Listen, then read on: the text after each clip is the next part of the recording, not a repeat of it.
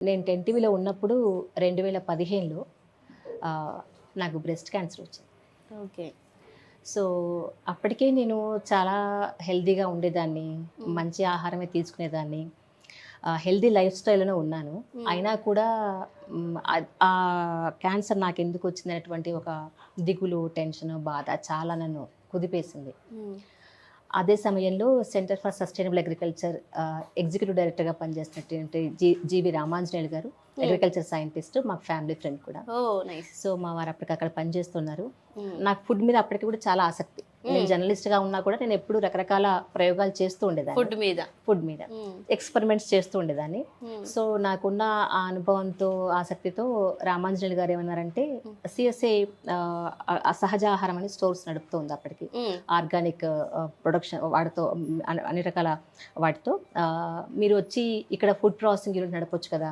ఆ! అంటే value addition chain మనకు అక్కడ దాకా అప్పుడు లేదు. హ్మ్. సో, వాల్యూ అడిషన్ చేసి మీరు ready to eat, ready to cook items తయారు చేస్తే బావుంటుంది కదా! మీరొచ్చి ప్లస్ మీరు అట్లాగే మీడియా వర్క్స్ కూడా చేసుకోవచ్చు అనేటువంటిది చెప్పారు. అప్పుడు కృషి టీవీ అని అక్కడ యూట్యూబ్ ఛానల్ ఉంటుంది హ్మ్. సీఎస్ఐ వాళ్ళకి. హ్మ్. సో, ఆ యూట్యూబ్ ఛానల్ కూడా చేసేదాన్ని. ఆ పని చేసేదాన్ని. జర్నలిస్ట్‌గా ఫీల్డ్‌కెళ్ళి రైతులతో ఇంటర్వ్యూలు చేసుకురావడం, ఓకే. వాళ్ళతో మాట్లాడడము, వాళ్ళు హ్మ్. ఆర్గానిక్ ఫార్మింగ్ ఎట్లా చేస్తున్నారు, ఏంటని దాంట్లో చూడడం. ఎంత హ్మ్. సాధక బాధకాలు ఉన్నాయనేటువంటి తెలుసుకోవడం, హ్మ్. ఇదంతా చేస్తోంది. సో, నేను ఎప్పుడైతే క్యాన్సర్ బారిన పడ్డానో, అప్పుడు ఇంకా మీరు ఈ పనిలోకి రండి అన్నటువంటిది ఆయన రామాంజనేయులు గారు సజెస్ట్ నాకు చేశారు. ఇచ్చినటువంటి ఆహ్వానం. హ్మ్. సో, దాంతో నేను అట్లా వెళ్ళాననమాట. అప్పుడు దాకా ఉన్నటువంటి మెయిన్ స్ట్రీమ్ మీడియా వదిలేసి ఒక ఆర్గానిక్ ఫార్మింగ్ మీద చాలా సిన్సియర్‌గా పనిచేస్తున్నటువంటి ఒక సంస్థలో నేను హ్మ్. అక్కడ చేరాను. వావ్!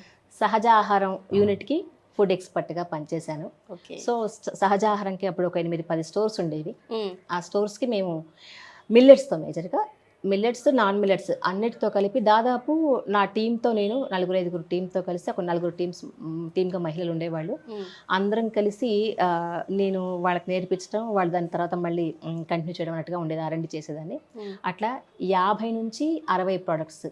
అప్పటిదాకా మనం ఇంట్లో వంట చేసుకోవడం వేరు. మనకు నచ్చినట్టుగా చేసుకోవడం వేరు. చేసుకోవడం వేరు. నచ్చినట్టుగా ఎక్స్‌పెరిమెంట్ చేయడం వేరు. హ్మ్. కానీ కస్టమర్ దగ్గరికి వెళ్దాం అనేటువంటిది పైగా అప్పటికే ఉన్నటువంటి సహజాహారం బ్రాండ్‌కి ఏమాత్రం తీసిపోకుండా మనం తీసిపోకుండా చెయ్యాలి చెయ్యాలి. కాబట్టి ఒక్కొక్కసారి 10 సార్లు, 5 సార్లు కూడా ఎక్స్‌పెరిమెంట్ చేసేదాన్ని. హ్మ్. లక్కీగా ఏంటంటే స్టాఫ్ అందరూ ఒక 20, 30 మంది ఉండేవాళ్ళు కాబట్టి ఏ ఎక్స్‌పెరిమెంట్ చేసినా వాళ్ళకే స్టాఫ్ వాళ్ళందరికి ఇచ్చేసి దాని ఫీడ్‌బ్యాక్ తీసుకునేదాన్ని. తీసుకునేవాళ్ళు. మంచి చెడు చెప్పినాక దాన్ని మళ్ళీ కొంచెం బెటర్‌మెంట్‌గా చేసేవాళ్ళం. ఓకే. సో, అట్లా సహజాహారంకి నేను అంటే ఆ టీమ్‌కి లీడ్ చేస్తూ దాదాపు 50, 60 ప్రొడక్ట్స్ మేము మార్కెట్‌లోకి తెచ్చాం.